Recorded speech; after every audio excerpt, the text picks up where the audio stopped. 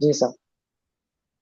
So first of all, congratulations Jil Bharat Bhai Patel for achieving All India rank 26 in XC branch. आपके marks थे 70.33, gate score था 811। And दूसरा जो आपने paper लिखा mechanical में, उसमें भी आपने बढ़िया परफॉर्म किया है। ऑल इंडिया रैंक 451, मार्क्स थे 76.67, गेट स्कोर था 774। तो अपने बारे में ज़रा बताइए। And first of all heartly congratulation, बहुत ही बढ़िया आपने परफॉर्म किया है एक्सी ब्रांच में। और मैकेनिकल में कहाँ पर थोड़ी सी गलतियाँ हो गई उसके बारे में भी चर्चा करो। हाँ, मैं लास्ट 2 साल से गेट के लिए प्रिपरेशन कर रहा हूँ।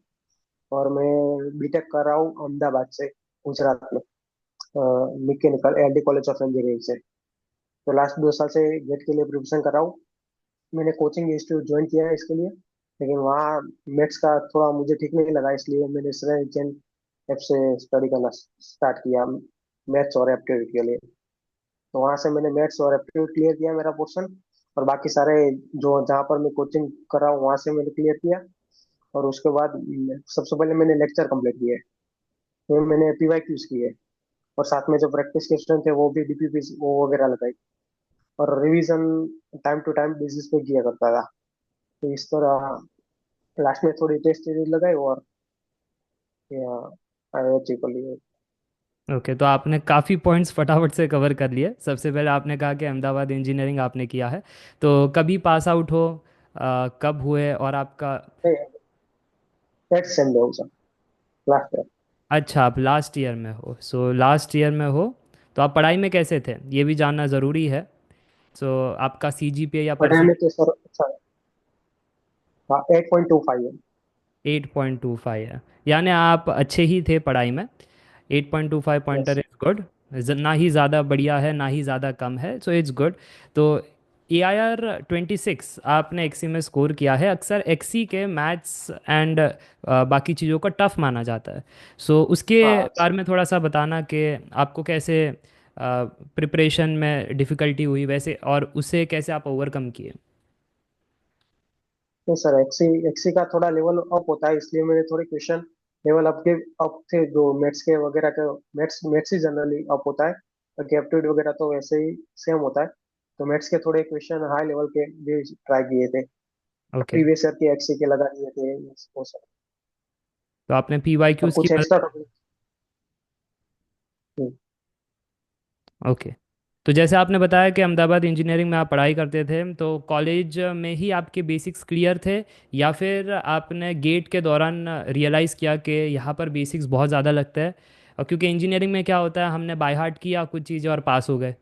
बट गेट में ऐसा नहीं होता है, बेसिक से जाना पड़ता है, फिर एनालिसिस भी चाहिए, डेप्थ भी चाहिए। तो उसके बारे में बताना, वो ट्रांजिशन आपके लिए स्मूथ था या चैलेंज थे उसमें। में बहुत चैलेंजिंग रहा, पर एटलीस्ट हाँ, एक्चुअली मैंने गेट ही इसलिए प्रिपेयर किया ताकि मैं अपने बेसिस क्लियर कर सकूँ। कॉलेज में थोड़े उतने बेसिस क्लियर नहीं हो रहे थे, तो इसलिए मैंने गेट की प्रिपरेशन स्टार्ट की थी।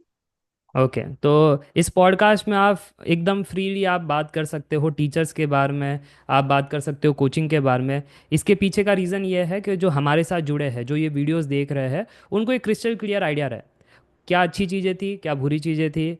इर्रेस्पेक्टिव ऑफ प्रमोशन हो रही है किसी का, इर्रेस्पेक्टिव ऑफ किसी की डिफेमेशन हो रही है, बस बात यह है कि क्रिस्टल क्लियर होना चाहिए प्लेटफॉर्म सारे कम्युनिटी के लिए, ताकि कोई और अगर जीत पटेल अगर हमसे जुड़ना हो फ्यूचर में तो उनको पता रहे कि कैसे हमें प्रिपरेशन करना है। तो मेरे को बताना, आपने ये पहला अटेम्प्ट दिया था या दूसरा अटेम्प्ट था। सर दूसरा अटेम्प्ट था, पहला अटेम्प्ट मैंने 2024 में दिया था, उसमें मैंने अचीव किए थे 37 मार्क्स। मैकेनिकल का ही दिया था, एक्सी का नहीं दिया।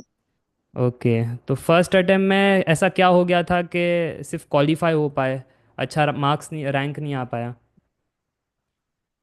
सिलेबस ही सर फुल कवर नहीं कर पाया था। मैथ्स के थोड़े पोर्शन जो पीछे के थे, वो न्यूटन राफसन मेथड वाले चैप्टर के, वो सारा चैप्टर छूट गया था। स्टैटिस्टिक्स का सारा चैप्टर छूट गया था। बाकी सारे कवर किए थे, लेकिन कुछ सब्जेक्ट भी बाकी रह गए थे, जैसे कि इंडस्ट्रियल के, वो उसी की वजह से। ओके, तो आपने फर्स्ट अटेम्प्ट इसलिए ही दिया था शायद कि चेक करने के लिए मैं टेक्निकली अच्छा हूँ या नहीं। हाँ चेक। क्या फिर बाद में आपको यस। रियलाइज़ हुआ कि इसमें बढ़िया कर सकता हूँ, तो फिर आपने प्रॉपरली उसके लिए कोचिंग की और बाकी चीज़ें की। तो चलिए अब आते हैं कि आपके प्रिपरेशन पर स्ट्रैटेजी क्या थी सिलेबस कंप्लीट करने के लिए, फिर रिवीजन के लिए और पीवाईक्यूज़ के लिए। शुरुआत करते हैं कि सिलेबस कब तक आपने ख़त्म किया। सिलेबस मैंने अराउंड मई आसपास कंप्लीट कर दिया था। कब स्टार्ट किया था, कब मई ख़त्म टू किया? थाउजेंड ट्वेंटी स्टार्ट स्टार्ट तो 2023 सितंबर दिसंबर में स्टार्ट कर दिया। ओके। और 2024?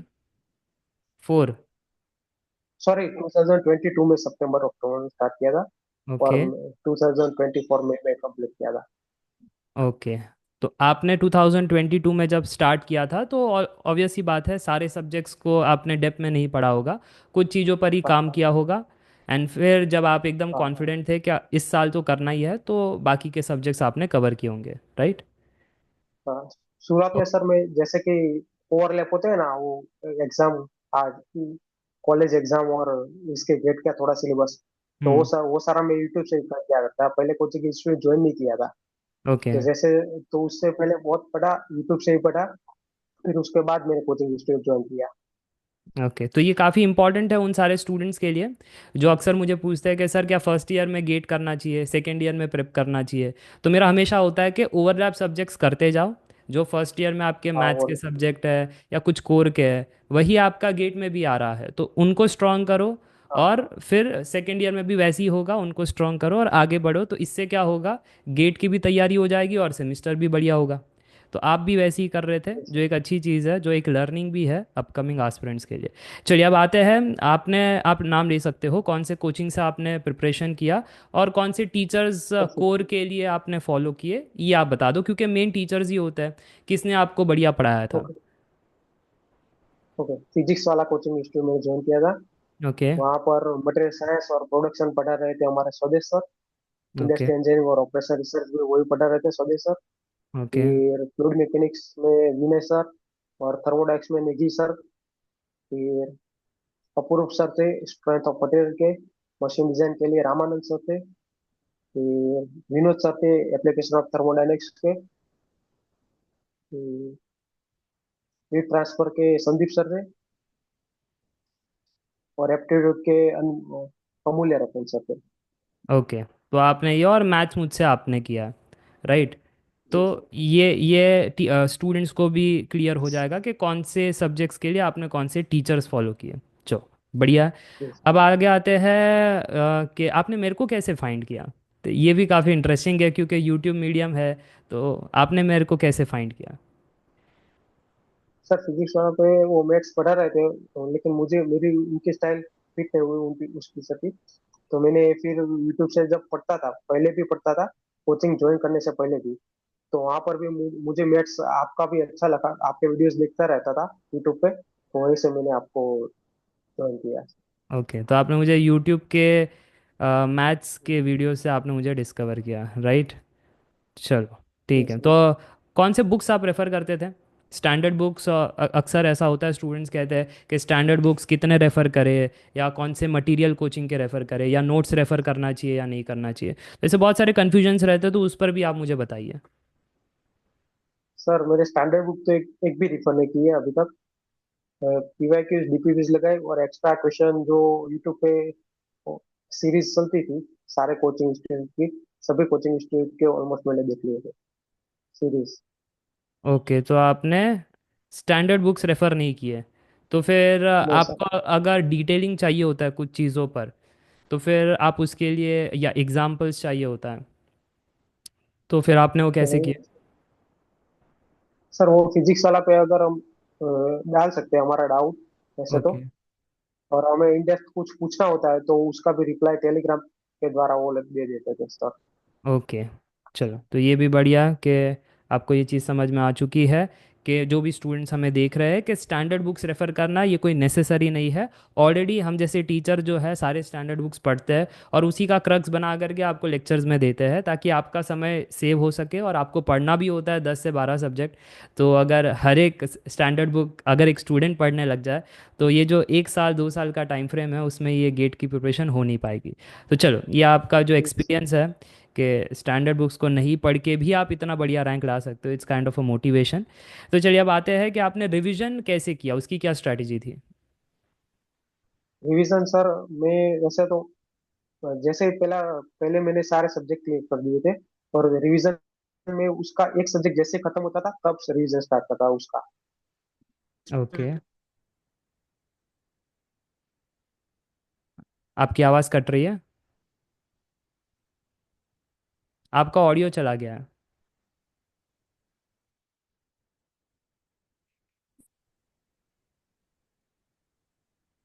हेलो। हाँ अभी आ रहा है। तो आप बता रहे थे रिवीजन सर आपने आप कैसे। Yes yes. ओके। ओके। जी हाँ, रिवीजन में जैसे ही सब्जेक्ट कंप्लीट होता था उसके बाद में उसका रिवीजन जो दूसरा सब्जेक्ट शुरू होता था उसके साथ करता था। बेसिस पे दूसरा सब्जेक्ट शुरू होता उसका डेली बेसिस पे तो नहीं हो पाता था, लेकिन जब खत्म होता। आपकी आवाज़ फिर से कट रही है।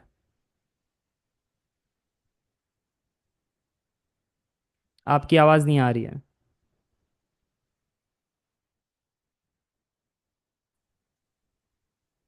आई गेस वीडियो भी लैग हो रहा है। एक बार हाँ हाँ अब आ रहा है। शायद इंटरनेट कनेक्शन वीक होगा।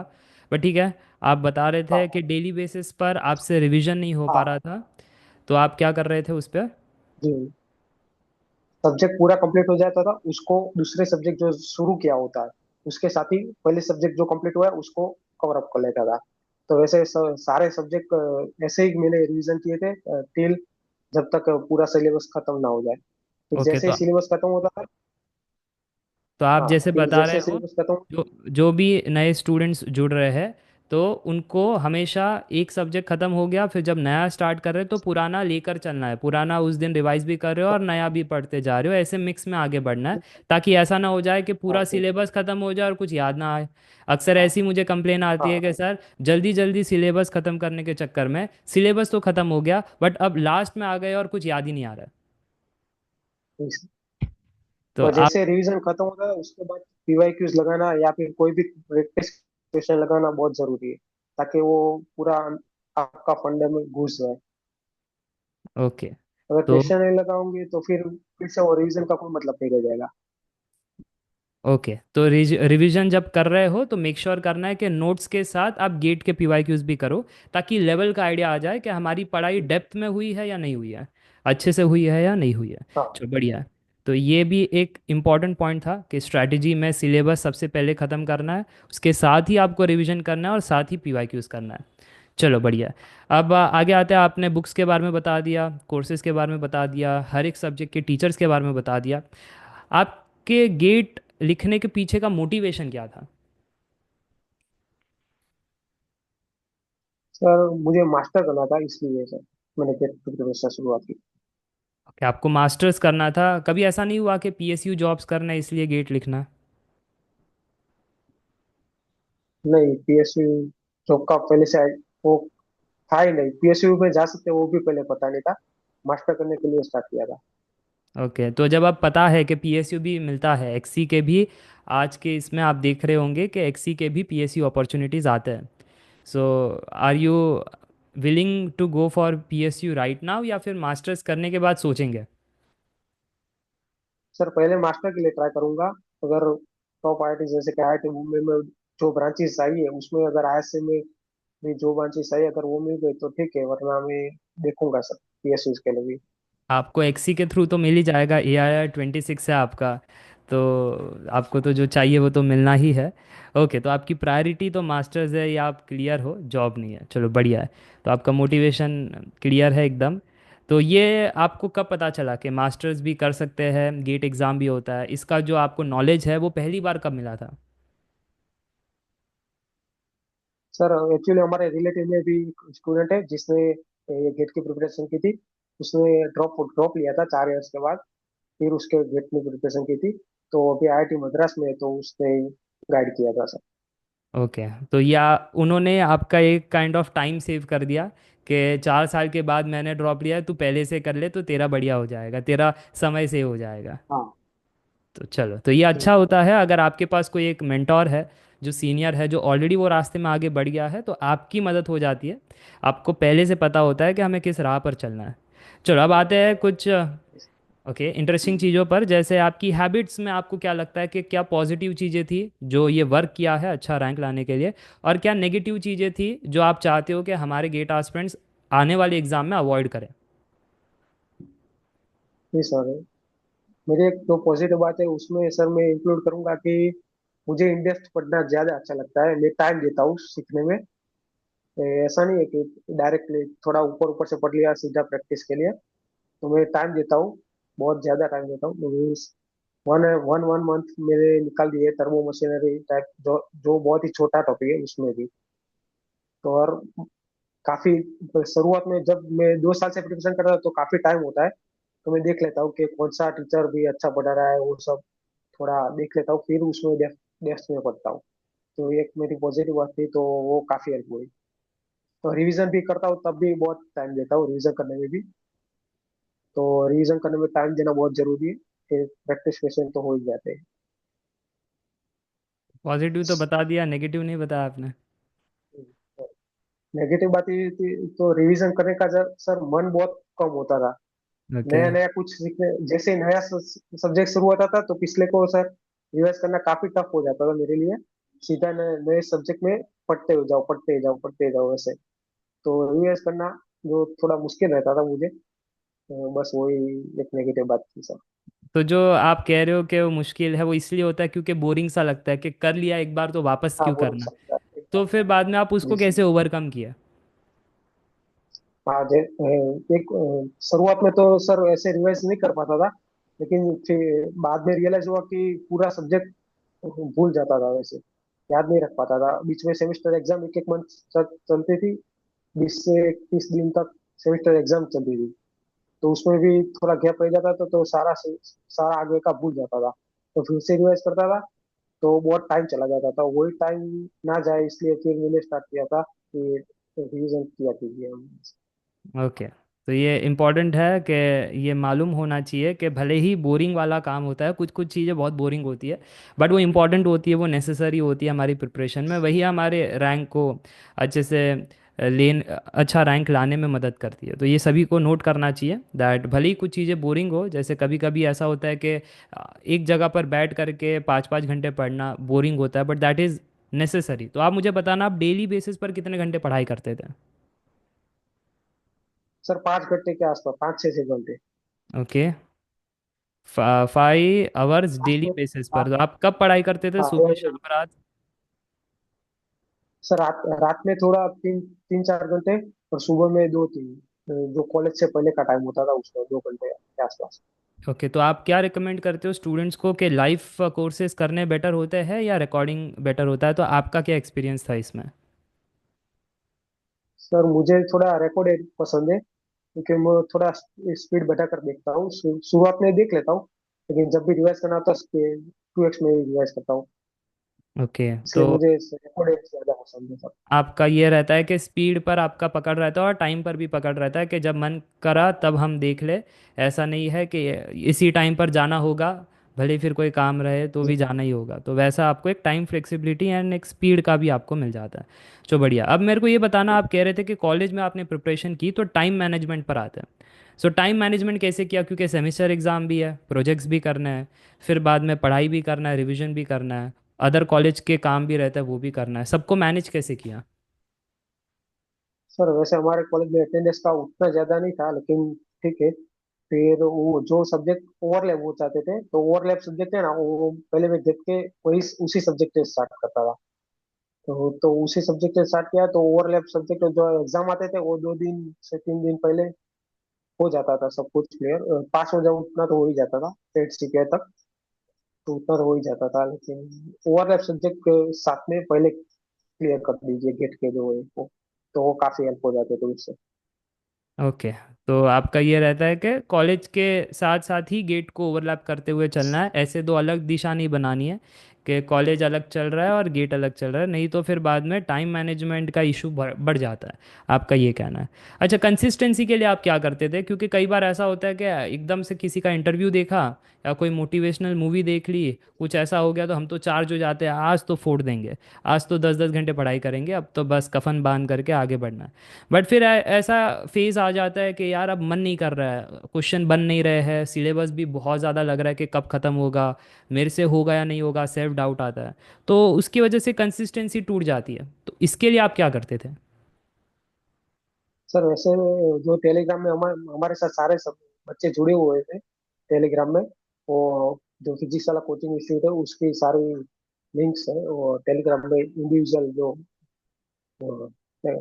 ग्रुप्स है, तो हम वहाँ से ही सारे सब्जेक्ट, वहाँ पर कोई डांट लगा क्वेश्चन प्रैक्टिस के लिए, फिर कितने टेस्ट सीरीज दिए तो टेस्ट सीरीज में कितने मार्क्स आ रहा है, तो वही सब कुछ उन सबको कंपेयर करते ही मोटिवेट ऑटोमेटिक हो जाता है।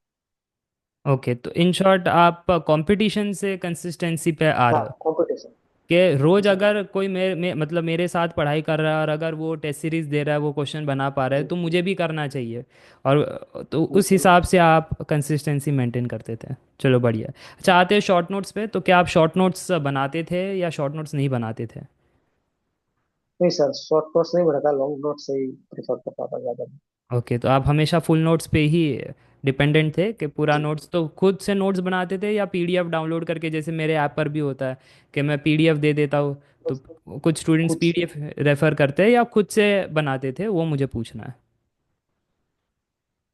नहीं, नेट्स का तो डायरेक्टली सर मैं ऐप से रिवाइज करता था, लेकिन हम्म। बाकी सारे नोट्स है जो मैं खुद से बनाए थे सर। ओके, तो बाकी के आपको खुद से फुल नोट्स आपने बनाए थे, तो उसमें टाइम लगता है, तो आपने कैसे उसको मैनेज किया, तो वो बता सकते हो? लेक्चर देखते देखते नोट्स बनाए, लेक्चर होने के बाद नोट्स बनाए, या कैसे आपने किया इस पे? सर मैं पहले लेक्चर फुल कंप्लीट देख लेता था, फिर उसके बाद नोट्स बनाता था। तो नोट्स बनाने में शुरुआत में ज्यादा टाइम लगता है, लेकिन ज्यादा टाइम देना है फिर बाद में वो टाइम कम हो जाता है, वो बहुत ही हमारे यूजफुल काम में यूज होता है वो। बाकी में बाद में आपको टाइम ज्यादा नहीं लगेगा अगर आप पहले से ही थोड़ा टाइम देकर अच्छे से नोट्स प्रिपेयर कर लेंगे तो। ओके, तो ये भी। अच्छा, मुझे ये बताना कि ऐसा हो जाता है कि हमने कोई टॉपिक पढ़ लिया, मान लो कि हमने लीनियर अलजेब्रा पढ़ लिया, ठीक है, फिर मैं गेट पीवाईक्यूज बनाने बैठता हूँ और गेट के जैसे पीवाईक्यूज बनते नहीं है। तो फिर आपकी क्या स्ट्रैटेजी रहती थी कि कैसे आप खुद को एनालाइज करते थे कि क्यों नहीं बन रहा है, और आपने उस पर कैसे काम किया और फिर बाद में गेट के पीवाईक्यूज बनने लगे? तो उस पर थोड़ा सा एक बताना। हाँ, शुरुआत में ऐसा होता है, जैसे रिवाइज करता तो रिवाइज करता जैसे क्वेश्चन लगाने में होता है, तो शुरुआत में तो आपको नया नया मिलेगा, कुछ कुछ नए क्या कहते हैं टॉपिक्स मिल जाएंगे कि यहाँ से क्वेश्चन आए पहले आए, हमने जो जितना पढ़ा है उसमें तो था ही नहीं, तो यहाँ से जो नया मिलता था उसको ऐड ऑन करता था मैं। और तो उसको मैं सॉल्यूशन देख लेता था, तो वहीं से मैं ऐड ऑन करता था जो नोट्स में। तो फिर जब रिवाइज करूंगा नोट्स दोबारा, तो वो क्वेश्चन बनने लगेगा, उसके रिलेटेड जो दूसरे उस टॉपिक्स अराउंड आएंगे जो उससे रिलेटेड, तो वो भी बन जाएंगे। तो वो ऐसे ही करता था, नोट्स ऑन करता रहता था। ओके, तो बेसिकली आप रिवाइज करते थे, पीवाईक्यू सॉल्व करते थे, और सॉल्व करके जो नहीं बन रहा था उसको एनालाइज करके कुछ नया मिला तो ऐड बस कर देते थे, नहीं तो जो बन रहे हैं वो तो बन रहे हैं, और ऐड फिर करता आगे था। बढ़ जाते थे। ओके, तो मुझे लगता है कि मेरे और से मैंने तो सारे सवाल पूछ लिया as a student. Time management, consistency, short notes, full notes, फिर टीचर्स कौन से आपने लिए, कोर्सेज कौन से किए, यूट्यूब वीडियोस कौन से थे, स्ट्रेटजीज कौन सी थी। अच्छा, मुझे ये बताना कि आपने मुझे डिस्कवर किया था मैथ्स एप्टी के लिए, तो आपको क्या लगता है वो कोर्सेज में मुझे और क्या ऐड ऑन करना चाहिए, या वो कोर्सेज सफिशिएंट है? क्या आपको लगता है? उस पर थोड़ा सा मुझे भी सजेशन दे दीजिए। सर मुझे तो बहुत सफिशिएंट लगे, ओके, मुझे तो सर सफिशिएंट लगे वैसे। जी तो आप सर। उसमें चार चीज़ें थी बेसिकली: मैथ्स के कॉन्सेप्ट्स, मैथ्स के सारे ब्रांच के सारे पीवाईक्यूज, एप्टी के कॉन्सेप्ट, और एप्टी के सारे ब्रांच के सारे पीवाईक्यूज। तो आपने उसको कैसे यूज़ किया, जी सर। एक ये भी बता देना, ताकि जो फ्यूचर स्टूडेंट है जो अगर इनमें सब्सक्राइब करे तो उसको यूसेज पता रहे कि कैसे हमको इसको नेविगेट करना है। हाँ, पहले मैंने सर सारे कॉन्सेप्ट क्लियर कर लिए थे, सारे वीडियोस देखकर। फिर उसके बाद मैंने बीवाई क्विज सारे एक साथ लगाए थे, और फिर मैंने एप्टीट्यूड का में सेम किया था। और जब भी ट्रैवल करता था तो स्क्रॉल करता रहता था उसके पीडीएफ, तो वहीं से रिवाइज हो जाते थे। तो ओके। मैथ्स पहले से थोड़ा अच्छा ही है मेरा, तो हम्म। रिवाइज करने में थोड़ी दिक्कत नहीं आती। ओके, तो इन शॉर्ट आप ये कहना चाहते हो कि जब भी आप ट्रैवल कर रहे हो, फ्री हो, तो आपको पीवाईक्यूज लगाते रहना चाहिए। तो उससे क्या हो जाता है कि आपका रिवीजन भी होता रहता है क्वेश्चन के थ्रू, और आपका एक एनालिसिस वाला जो पार्ट रहता है कि कंसेप्ट को कैसे अप्लाई करना है, कैसे गेट में पूछा जाता है, तो वो एक नॉलेज और डेप्थ भी रहता है हमको। चलो बढ़िया सर है। पीवाई क्यूज तो मैं ऊपर ऊपर से देख ही लेता था, एक बार सोल्व करता था, फिर दूसरी बार जब रिवाइज करता तो टाइम नहीं देता था उसको। प्रैक्टिस क्वेश्चन जो नए होते हैं उसको ज्यादा टाइम देता था। ओके। ओके। यस, तो मुझे लगता है अब जो ये पॉडकास्ट देखेगा उसको तो कोई डाउट होना नहीं चाहिए, अगर एक्सी में उनको रैंक लाना है तो उनको तो सारे की पॉइंटर्स पता चल चुके हैं। लास्ट में वीडियो के पॉडकास्ट के एंड में कुछ ऐसे 3 important tips, golden tips for the GATE 2026 aspirants. Time to time basis पर रिवीजन करना है कि अगर क्वेश्चन नहीं बन रहा है तो उसको नोट डाउन करना है कि कि आपने पहले रिवीजन बताया जो कि इम्पॉर्टेंट है, मैं अक्सर कहता हूँ 50% पेपर आपका रिवीजन से बनता है। दूसरा, आपने गेट क्वेश्चंस पर फोकस किया, अगर नहीं बन रहा है तो सेल्फ एनालिसिस करो, क्यों नहीं बन रहा है। कंसेप्ट वीक है, या फिर फॉर्मूला भूल जा रहे हो, या फिर थॉट प्रोसेस क्लियर नहीं है, क्योंकि अगर एक ही टाइप का सवाल है तो अलग अलग थॉट प्रोसेस से सॉल्व होता है। तो आप कह रहे हो कि गेट जी पीवाईक्यूज नहीं बन रहे हैं तो नोट करो, उसको एनालिसिस करो। और फाइनल टिप क्या रहेगा आपके लिए कि अगर आपको अगर GATE A I R under 100 एक्सी लाना है, what is that last tip? जो क्वेश्चन नहीं बन रहे थे उसी को अलग से उसकी प्रिपेयर नोट्स बना दो उसकी, जो ओके, तो क्वेश्चन नहीं आप बन रहे थे आपने उसको ऐसे रजिस्ट्रार बनाया था क्या कि अगर कोई पी वाई क्यूज हमसे नहीं बन रहे तो उसको अलग से आपने? जी सर हाईलाइट कर दिया था ओके। पीडीएफ में। ओके। और गेट पी वाई क्यू इसका कितना रोल होता है आपके हिसाब से इन दी, क्योंकि ऐसा हर बार हमको देखने को मिला है कि गेट के जो पी वाई क्यूज है वो एग्जैक्ट रिपीट नहीं होते, बट जो जो स्टाइल है, वो जो पैटर्न है, वैसा ही कुछ पैटर्न का हमें अपकमिंग पेपर में दिखने मिलता है। तो आपका क्या इस पर कहना है कि गेट पी वाई क्यूज का जो रोल है, जो इंपॉर्टेंस है, वो कितना है इन योर प्रिपरेशन? सर सिर्फ मैं तो अगर कहूँ सिर्फ रिवीजन करके जाओ और सिर्फ पीवाईक्यूज करके भी जाओ ना, तो इस साल का जो पेपर था वो तो निकल ही जाएगा। बाकी साल का तो मैं नहीं बता सकता कि इस साल का तो एटलीस्ट निकल ही जाएगा। कुछ ओके। नया कुछ करने की जरूरत नहीं, सिर्फ ओके, पीवाईक्यूज और रिवीजन इन शॉर्ट आप कह रहे हो कि आउट ऑफ द बॉक्स आपको ज़्यादा दिखाई काफी नहीं हो। दी। 80-90% वही थे जो पी वाई क्यूज जो करके गया है, उससे 80-90% तो पेपर बन जाना चाहिए। इस साल का पेपर वैसे काफी इजी आया था, मुझे ऐसा लगा, अब मैकेनिकल का। ये विवाद वाली एक से बात हो जाएगी, अगर टॉपर जब कहते इजी आता है ना, तो फिर स्टूडेंट, हाँ हाँ भाई आपके लिए तो इजी है, हमने पेपर लिखा, हमको मालूम है। तो तो वो तो आपकी प्रिपरेशन अच्छी थी तो आपको इजी लगना भी चाहिए, आपकी मेहनत है तो उस पर कोई संदेह नहीं है। अच्छा, टेस्ट सीरीज के बारे में बताना कि टेस्ट सीरीज आपने कितनी दी थी जान के महीने में?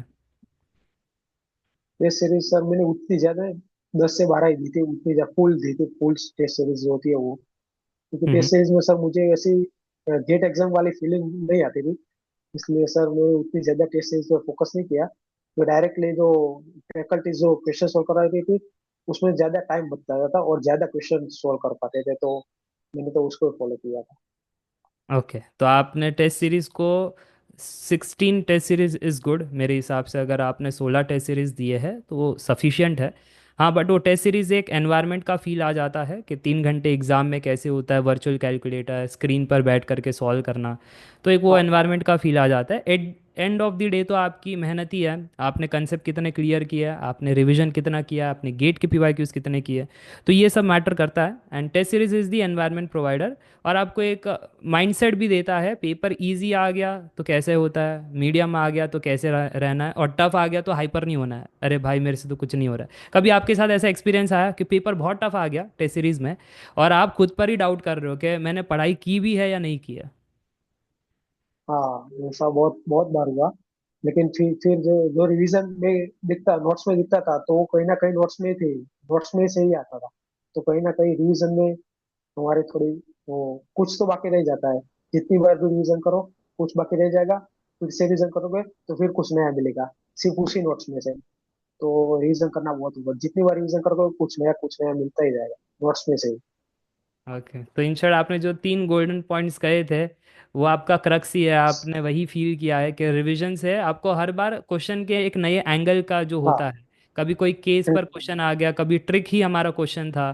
तो ऐसे आप कह रहे हो कि रिविजन से हमको हमेशा कुछ ना कुछ नया सीखने मिलता है, और वो तभी होगा जब आपके सामने कोई नया सवाल होगा या कोई टेस्ट सीरीज में आपको चीज़ें पता चलेगी, तब आप जाओगे वापस नोट्स पर और रिवाइज करोगे। चलो, जी। तो काफ़ी मज़ा आया आपसे बात करके, एंड मुझे लगता है स्टूडेंट्स को भी आएगा, क्योंकि मैंने कहा था ये ब्लंट और एकदम फेयर होना चाहिए स्टूडेंट्स कम्युनिटी के लिए, कि जहाँ से आपने पढ़ाई की है, जो टीचर्स आपने फॉलो किए हैं, स्ट्रेट अवे वही रखो, जो बुक्स आपने रखे हैं। ताकि ऐसा होता है ना कि अगर हम होते हैं वो स्टूडेंट्स की जगह, तो हमें भी तो होना चाहिए ना कि एग्जैक्टली पता रहे कि इस स्टूडेंट ने कहाँ से पढ़ाई की है, कि एटलीस्ट टीचर पता होना चाहिए, क्योंकि क्या है कि टीचर्स ही सब्जेक्ट्स पढ़ाते हैं और उससे ही हमारी मदद होती है। कोचिंग्स तो चेंज होती रहती है, कोई टीचर ए में है तो बी हाँ। में चला जाएगा, बी में है तो सी में चला जाएगा, बट टीचर्स ने अगर आपको पढ़ाया है तो उनको क्रेडिट्स जो है वो बिल्कुल देना चाहिए, और बाकियों को भी क्लियर होना चाहिए। ठीक है, thank you for joining in the podcast. मुझे काफ़ी मज़ा आया, आई थैंक यू। होप आपको भी मज़ा आया होगा, एंड जो वॉच करेंगे हाँ। उनको भी काफ़ी मज़ा आया होगा। Thank you sir. Thank you for joining. Okay, bye. Thank you so much. Bye.